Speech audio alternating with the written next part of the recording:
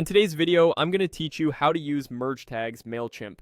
Merge tags are placeholders that pull real data from your audience, like a subscriber's first name or your company's address, so each email feels personal without you typing it all manually. Let's walk through how to place and use them inside a campaign. Start by opening Mailchimp in your browser and head to your account. From the main dashboard, go to Campaigns. This is where all of your email campaigns live. Choose a draft campaign you want to personalize and open it. Then select Edit to enter the campaign builder, and click Edit Design to move into the content editor where you'll manage the layout and text. Next, add a paragraph content block and drag it onto your design. This creates the spot where your merge tag will go. Click inside the block and type a quick greeting like hello to set up your sentence. Leave a space after it so the merge tag reads naturally when it's inserted. Now look to the top right of the editor and click Merge Tags.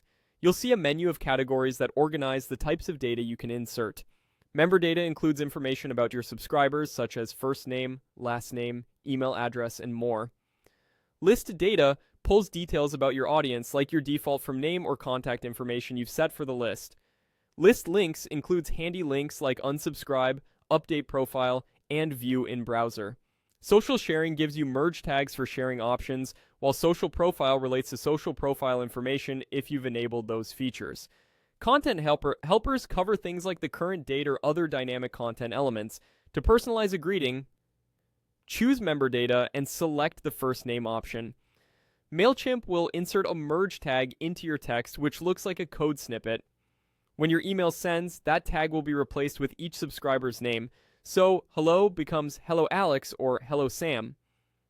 If a subscriber doesn't have a first name on file, Mailchimp will use your audience's default value or leave it blank depending on your settings, so make sure your audience fields are in good shape and consider setting a friendly default. As you continue, keep your tone consistent with your brand and avoid overloading your email with too many tags. A few thoughtful personal touches go a long way. Before sending, review your copy to ensure the sentences read smoothly with or without the inserted data.